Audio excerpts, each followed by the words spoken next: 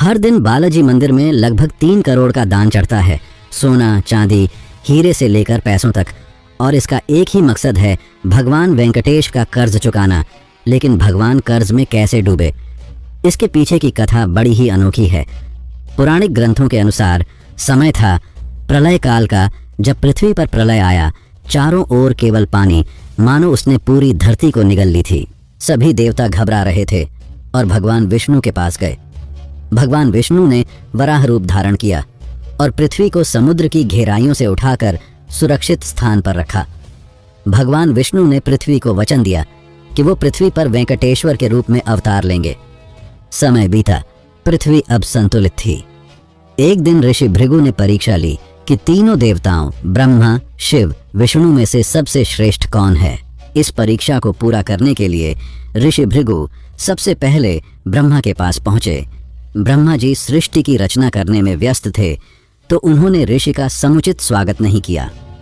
फिर वे कैलाश पहुंचे, जहां शिव जी ने उनको प्रेम से गले लगाने की कोशिश की। तब उन्होंने उन पर आरोप लगाया कि वे असुरों को वरदान देते हैं, जो सृष्टि को अशांत करती है। यह सुनकर शिव जी क्रोधित हो गए। आखिर में भृगु वैकुंठ धाम पहुंचे, जहां माता लक्ष्मी भगवान विष्णु के पैर दबा रही थी।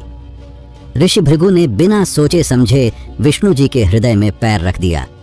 लेकिन विष्णु जी ने भृगु के पैरों को पकड़कर कहा कि आपके कोमल पैरों को मेरे कठोर वक्ष से हानि तो नहीं पहुंची। यह सुनकर भृगु का हृदय बदल गया और उन्होंने यह घोषणा की कि अब सभी यज्ञों और तपों का फल केवल विष्णु जी को मिलेगा। लेकिन माता लक्ष्मी को यह अपमान स्वीकार नहीं था। वे क्रोधित हो उठी और विष्णु जी के समझाने पर भी नहीं मानी। आखिर में लक्ष्मी जी ने वैकुंठ धाम का त्याग किया और धरती लोक पर रकवन में तपस्या करने लगी। माता लक्ष्मी के अनुपस्थिति में विष्णु जी व्याकुल हो रहे थे। उनके बिना वैकुंठ धाम सूना लग रहा था। विष्णु जी धरती में हर जगह लक्ष्मी माता को ढूंढने लगे, नदियां, जंगल, पर्वत, हर जगह। आखिर में थककर वे पहुंचे तिरुमाला की पहाड़ी में, जहां एक चींटी के भिंभ में उन्होंने विश्राम किया। यही स्थान आगे जाकर वेंकटाद्रि शिखर कहलाया। भगवान शिव और ब्रह्मा जी यह देख न सके। उन्होंने विष्णु जी की सहायता करने का निर्णय लिया। दोनों ने धरती में एक गाय और बछड़े का रूप धारण किया और वहां के शासक राजा चोल के पास पहुंच गए। राजा ने उन्हें अपनी गौशाला में रखा और उनकी जिम्मेदारी एक चरवाहे को सौंपी।